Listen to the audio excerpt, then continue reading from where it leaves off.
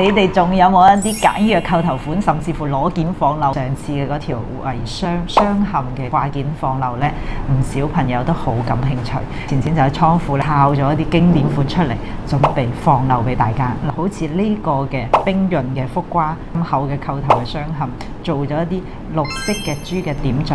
呢個款係好簡約大氣嘅。呢個嘅寓意全部係手工雕刻，你睇下成個嘅靈動性幾好。呢種嘅款呢就好有品質噶啦。仲有呢款錘形嘅寓意雕出嚟嘅時候呢，呢個係好有厚度、好肥嘟嘟，呢啲咁傳統、咁大件、咁大氣嘅白冰嘅有好多啦。傳統嘅寓意款咁厚嘟嘟嘅福斗，如果係中意飄花嘅，呢個一手料亦都放漏俾大家。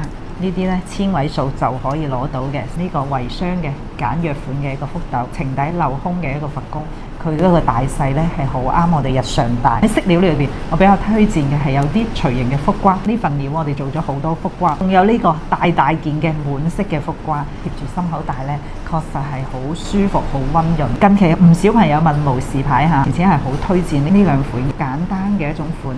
有少少嘅翠綠色，加個扣頭，日常戴係好簡約大方。中意紫羅蘭紫色嘅朋友有眼福啦，好冰潤嘅，好細膩嘅一個大氣身，佢好有質感。早2年做嘅飾料嘅款，好經典同埋百搭，作為日常戴係好 OK 嘅。呢個滿色嘅雙嵌款，你今年先鑲出嚟，呢啲就係飾料嘅平安扣。呢一款其實係種水好，帶有一啲半山水色嘅，錢錢亦都係非常中意。中意翡翠嘅朋友可以同錢錢多啲交流，無論從料嘅品質到鑲嵌嘅各種設計，都係我作為翡翠人呢最中意研究嘅。